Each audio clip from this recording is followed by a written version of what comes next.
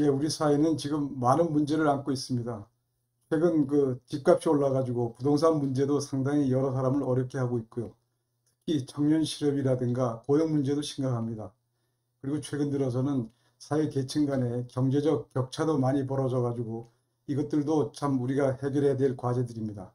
그렇지만 제가 볼 때 가장 중요한 과제는 저출산 고령화 문제라고 봅니다. 이 문제는 지금 많은 사람들이 얘기해 가지고 좀 식상합니다만은 실제로 우리 국가 장래를 생각해 보면은 굉장히 심각합니다. 지금 작년에 우리나라 출생아 수가 27만 명으로 30만 명 미만으로 떨어졌습니다. 1970년대는 100만 명 이상이 태어났었습니다. 근데 이것이 2017년에 40만 명 선이 깨지고요. 불과 3년 만에 30만 명도 줄어들어 가지고 이제 27만 명인데 금년에는 작년보다 더 줄어들 거라고 생각합니다. 지난 8월 달에 그 신문에 보니까 금년에 지금 출생아 수가 다시 또 줄었는데 69개월째 계속해서 줄고 있다 그럽니다. 지금 이 출산율에 대해서 가장 중요한 지표는 합계 출산율인데 이것은 여성 1인이 평생 동안 몇 명의 애를 낳느냐 하는 것이 이제 이 지표인데 우리나라는 0.84명입니다. 이것은 세계 지금 한 200개 국가 중에서 최저 수준입니다. 지금 OECD도 평균 한 1.6명 되고요.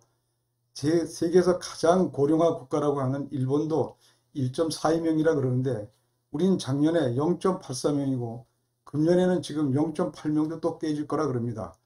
이런 식으로 지금 우리 저출산이 세계적으로 꽤 심각합니다. 이렇게 저출산이 되다 보니까 고령화도 자연히 빨라지고 있습니다. 우리나라 총 인구 중에서 65세 이상 인구의 비율중은 지금 한 16% 정도 됩니다.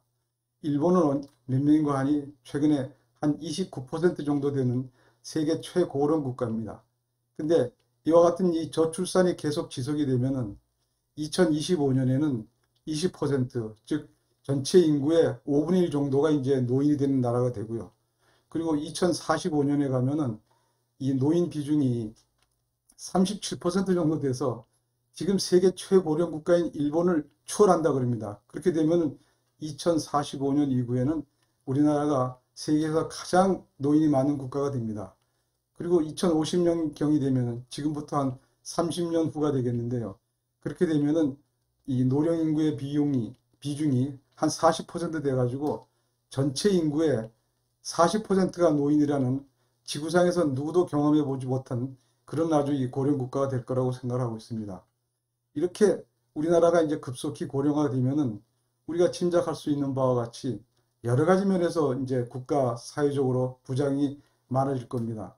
첫 번째 우리가 예상할 수 있는 것이 그 경제적인 침체입니다. 만일 젊은 사람이 줄어들고 이 노인이 많아지면은 경제 활동이 그만큼 둔화되겠죠. 생산 인구도 줄어들고 또 소비할 수 있는 사람도 줄어들고 그렇게 하다 보니까 경제 성장률도 침체되고 또 여러 가지 고용도 안 늘어나고 고용이 안 늘어나고 소비가 안 늘어나니까 기업들은 투자도 못할 테고 이렇게 돼서 악순환이 벌어질 것 같습니다. 대표적인 예가 일본입니다. 일본이 지금 세계에서 그 가장 이제 고령화되어 있는 국가인데 일본은 1990년도부터 지금까지 한 30년간 잃어버린 30년이라 그럽니다. 얼마 전에 통계를 보니까 일본의 그 임금은 30년 전에 비해서 실질로 4%밖에 안 늘어났습니다. 미국 같은 경우 48%나 올라갔고 OECD도 30%나 올라갔는데 일본은 실질 임금이 4%밖에 안 늘었다 그럽니다. 이거는 결국 일본 사회가 30년 전에 비해서 그대로 있다고 이렇게 볼 수 있는 겁니다. 이렇게 경제가 침체가 되면은 모든 것이 그냥 그대로 서 있다고 볼 수 있는 거죠. 그리고 또 고령화돼서 이제 크게 걱정할 수 있는 것 중에 하나가 이 재정 위기입니다. 왜냐하면은 젊은 사람은 줄어들고 고령 인구가 많이 늘어나면은 우선 복지비가 크게 늘어날 수밖에 없습니다. 지금 현재 우리나라의 예산에 보면은 35%가 복지비입니다. 옛날에는 20%도 안 된 복지 비용이 급속하게 늘어나가지고 금년에 증가율도 8.5%로 어느 예산보다도 복지비가 크게 늘어나고 있습니다. 또 건강보험 같은 경우도 보면은 우리나라 지금 그 노인 인구 비중은 6%인데 건강보험에서 노인 그 의료 지출비는 40%가 넘어가고 있습니다. 앞으로 점점 더 늘어나겠죠. 그래서 건강보험 같은 경우도 2017년에는 한 20조 원 정도가 흑자로 쌓여 있었습니다. 적립금이 있었는데 2, 3년 후에는 완전히 고갈될 거라 그럽니다. 그러면은 건강보험료를 올리든가 재정에서 돈을 넣을 수밖에 없죠. 그리고 지금 우리 노후에 이제 그 생활을 버텨주는 것이 연금들인데 국민연금 이런 것들도 큰 문제입니다. 현재는 지금 그 지불하는 돈이 들어오는 돈보다 적기 때문에 계속 쌓이고 있지만 이것이 2042년부터는 국민연금이 급속히 이제 적자가 나기 시작해서 지금 전망에 의하면은 2054년경이 되면은 완전히 고갈될 거라 그럽니다. 그럼 어떤 일이 벌어지느냐? 지금 현재 우리 그 보험금에서 한 9% 정도를 부담금으로 내고 있습니다.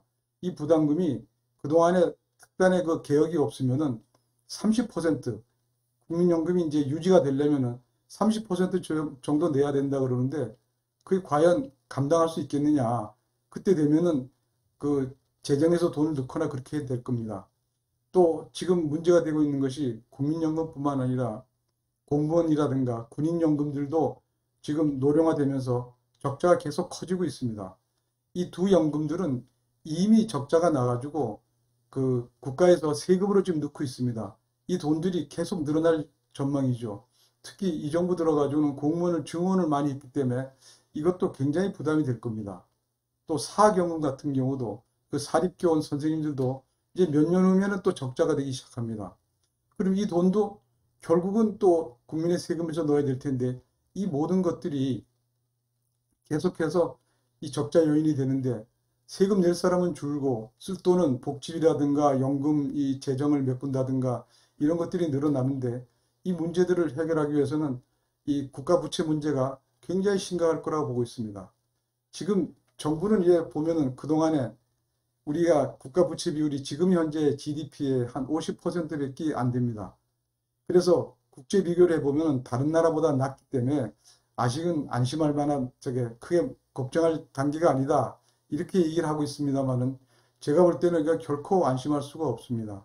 일본의 예를 보면은 일본이 1990년대에 그 고령화 비율이 우리하고 지금 비슷하게 16% 정도 됐습니다. 노인 비율이. 근데 지금 노인 비율이 29%가 되면서 국가 부채 비율은 얼마가 됐느냐 하면은 260%가 됐습니다. 전 세계 압도적으로 1위입니다. 근데 그것이 물론 뭐 순수하게 이 고령화 때문은 아닙니다만은 대부분의 원인은 고령화 때문에 재정 적자가 늘어났다고 누구도 그렇게 지적을 하고 있습니다. 그렇게 보면은 우리는 지금 그 고령화 속도라든가 또 재정의 그 지출 증가가 굉장히 빠른 속도로 늘어나기 때문에 앞으로 일본같이 안 된다는 그 보장을 누구도 못 합니다. 그리고 최근에 OECD에서 그 회원국들의 이 국가 부채 그 전망을 했습니다. 거기에 보면은 2021년부터 26년까지 향후 5년 동안에 회원국들이 국가 부채가 어떻게 될 것이냐 전망해 보면 대부분의 나라들은 늘거나 좀 부채 비율이 줄거나 그대로 있는데 우리나라는 제일 빠른 속도로 OECD 국가 중에서 제일 빠른 속도로 늘어날 거라고 전망을 하고 있습니다. 이렇게 보면은 국가 부채가 결코 안심할 수 있는 게 아니다. 이런 생각이 듭니다. 또 하나는 이 저출산 고령화로 걱정되는 것 중에 뭐 여러 가지 있습니다만은 그 중에 또 한 가지 예를 들 수 있는 게 국방 문제입니다. 지금 우리가 60만 군대라고 얘기를 하고 있습니다. 근데 머지않아 이제 출생아 수가 20만 명으로 줄어들 텐데 그러면 그 중에 남자는 10만 명입니다. 10만 명 갖고 어떻게 60만 군대를 유지할 수가 있느냐. 그래서 지금 어떤 대통령 후보는 모병제를 얘기하는데 제가 볼 때는 뭐 그분이 성견 지명이 있어서 그런지 모르겠습니다만은 모병제는 이제 무슨 선택의 할 문제가 아니라 저는 필수적으로 갈 수밖에 없다고 봅니다. 사람 징병제로 모집할 수 있는 그 남자 젊은 사람이 없는데 어떻게 군대를 유지를 합니까? 이런 식으로 이 저출산 고령화 문제는 이 우리 경제 침체라든가 또 이 재정 위기, 심지어 국방까지도 아주 심각한 문제를 이야기를 하고 있습니다. 그럼 앞으로 이걸 어떻게 해야 되겠느냐? 제가 볼 때는 물론 이 문제가 뭐 굉장히 어려운 문제입니다만은 정부가 최선을 다해서 해야 되는데 우선 컨트롤 타워부터 전 문제가 있다고 봅니다. 이와 같이 그 고령화 문제는 전 분야에 걸쳐서 일어난 건데 지금 현재 컨트롤 타워라고 볼 수 있는 것이 보건복지부입니다. 물론 대통령이 위원장인 저출산 고령화 대책위원회가 있습니다만은 실질적으로 주무부서는 보건복지부인데 이 문제를 하기 위해서는 예산도 숱하게 들어가야 되고요. 또 청년들 그 일자리 문제, 또 그 주택 문제, 이민 문제, 또 보육시설 문제, 교육 문제 모든 것이 걸리는데 이것을 보건복지부에서 총괄 조정을 해서 끌고 가기는 너무 힘이 약하다고 봅니다. 과거에 이 가족계획 문제 같은 거, 그 주제가 지금보다는 좀 간단합니다만 그때도 그때 그 문제는 그 당시에 경제기획원, 경제부총리가 담당을 했습니다. 그래서 이 문제는 앞으로 기획재정부가 전담을 해서 아주 강하게 추진해야 된다고 보고 있습니다. 그리고 또 하나는 이 재정 문제도 조금 전에 말씀드린 것처럼 재정 위기가 보통 문제 아닌데 지금 사람들이 국가 부채 문제가 뭐 별거 아닌 것처럼 생각을 해서 지금 계속해서 포퓰리즘으로 또 선거 때 되면 돈을 쓰고 있는데 저는 이 문제도 굉장히 이 신경을 많이 써야 된다고 봅니다. 대표적으로 국민연금 같은 경우에 미래 세대들 입장에서 보면은 조금 전에 말씀드린 것처럼 2054년이 되면은 완전히 거덜나게 생겼는데 이 개혁을 하나도 안 하고 있지 않습니까? 역대 정부가 다 했는데 지금 정부는 전혀 안 하고 있습니다. 이것이 인기가 없으니까 정부가 그 대통령께서도 이걸 보고 국민 정서에 맞지 않으니까 다시 해봐라. 무슨 용빼는 수가 없지요. 그러니까 정부는 국회에다 던졌습니다. 그러니까 지난 국회는 심의조차 안 하고 그냥 폐기해 버렸어요. 그리고 아마 이 정부는 아마 역대 정부 중에서 국민연금을 한 번도 개혁하지 않고 지나가는 그런 어떻게 보면 안타까운 정부가 될 것 같습니다. 그래서 그리고 다른 재정 같은 경우도 아껴 써야죠. 근데 지금 현재 보면은 재정이 뭐 저게 돈이 남는 줄 알고 여러 가지 그 선거 때가 되면은 포퓰리즘으로 돈을 많이 쓰고 있는데 이것은 결국은 다 이런 일이 없더라도 국가 부채가 지금 많이 늘어나게 생겼는데 이런 문제에 대해서는 각별히 더 신경 써서 재정을 전략적으로 저게 써야 된다고 봅니다. 그럼에도 불구하고 한편으로는 저출산 고령화를 위해서 필요한 지원책은 더 강화해야 된다고 봅니다. 우리나라가 그동안에 보면은 많은 사람들이 이렇게 얘기를 합니다. 그동안에 돈을 많이 넣었는데 그 백약이 무효다. 쉽게 출산율이 잘 올라가지 않는다. 이렇게 얘기를 하는데 저는 그 점에 대해서는 좀 다른 생각입니다. 무슨 얘기인가 하니 백약이 무효라고 하는데 과연 진짜 돈을 많이 썼느냐? 금년 같은 경우 지금 43조 원을 썼다 그럽니다. 저게 예산에 계획이 되어 있습니다. 금년 한 해 저출산비로 되어 있는데 그 내용을 어느 전문가가 그 분석을 해보면은 그중에 50% 이상은 뭔 돈이냐? 임대주택, 뭐 청년 저게 주택 대출, 그 다음에 무슨 창업 지원, 실질적으로 저출산에 간접적으로는 관련이 될지 모르겠습니다만은 직접 관련이 없는 예산이 50%가 넘습니다. 예를 들어서 아동수당이라든가 뭐 보육시설 지원이라든가 좁은 의미에서 직접적인 그 저출산 대책이라고 볼 수 있는 돈은 33%에 불과하다고 봅니다. 그런 예산을 국제적으로 이제 저출산 대책비라고 그러는데 그것만 비교하면은 우리가 프랑스라든가 이런 나라에 비해서 반도 안 쓰고 있습니다. 그러니까 좀 심하게 얘기하면은 그 허수 같은 예산을 잔뜩 넣어가지고 많이 쓰는 척 하고 있지만 실질적으로는 생각보다 돈을 적게 쓴다 이런 얘기죠. 그래서 저는 재정에서 다른 비용을 아끼더라도 필요한 무슨 아동수당이라든가 지금 애를 안 낳는 이유 중에 하나가 이제 뭐 보육시설에 대한 서비스 불만도 많은데 그런 것이야말로 국가가 돈을 투자하면은 상당히 개선할 수 있는데 왜 그런 돈까지 안 쓰느냐 이런 얘기죠. 그래서 그런 쪽에 필요한 예산은 또 아동수당도 좀 더 획기적으로 좀 올릴 필요가 있다고 봅니다. 그래서 그런 늘릴 수 있는 부분은 적극적으로 늘려야 된다고 생각을 하고 있고요. 그리고 또 하나는 이 우리가 어차피 그 출산율을 높이는 데는 한계가 있다고 봅니다. 지금 선진국들도 자국 내 그 자기 국민들이 애 낳는 숫자만 갖고는 이 저출산 문제를 해결 못하고 있습니다. 많은 나라들이 이민을 통해서 어느 정도 해결을 합니다. 미국이라든가 뭐 독일, 프랑스 다 보면은 이민들이 상당히 많이 있습니다.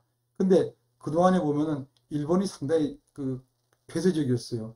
그러다 보니까 일본은 세계 최고의 고령 국가가 돼 있고 지금 와서 이제 그 병간호할 사람이 모자리니까 이제 와서 상당히 늘리고 있습니다. 근데 우리도 지금 보면 저출산 문제가 심각하기 때문에 저는 개방적으로 이민을 좀 늘려야 된다고 봅니다. 그런 점에서 우리가 지금 단순 저급 근로자 위주로 이렇게 개방을 하고 있는데 이것을 좀 더 이렇게 문호를 개방을 해가지고 많은 사람들이 한국에 와서 살 수 있는 사람은 살 수 있게 적극적으로 이민 정책도 펴고 다문화 그런 사회 분위기도 만들어야 된다고 봅니다. 결론적으로 보면은 이 저출산 고령화 문제는 이 국가 전망에 관한 문제이기 때문에 다른 과제보다 굉장히 중요한데 이렇게 중요한 과제임에도 불구하고 역대 정부가 말로만 하고 실제로 움직이질 않습니다. 그 이유는 간단합니다. 이게 대책을 지금 세운다고 해가지고 당장 효과가 나는 것도 아니고 국민들이 체감하는 것도 아니니까 쉽게 말해서 생색이 안 나는 거죠. 또 당장 이거 안 한 이와 같은 대책을 강화하지 않는다고 해서 누가 불평하는 사람도 없습니다. 그러니까 생색도 안 나고 또 누가 뭐라 한 사람도 없으니까 다 적당히 넘어가는 겁니다. 조금 전에 제가 말씀드린 것처럼 국민연금 개혁 안 하고 지나가는데 뭐 사람들이 무덤덤하잖아요. 근데 이럴수록 이 중요한 문제는 특히 이제 내년이면 정부가 바뀌니까 차기 정부는 무엇보다도 이 문제에 대해서 좀 최고의 우선순위를 둬가지고 각별히 신경 써서 국정 과제로 추진해야 된다고 생각하고 있습니다. 예, 경청해 주셔서 감사합니다.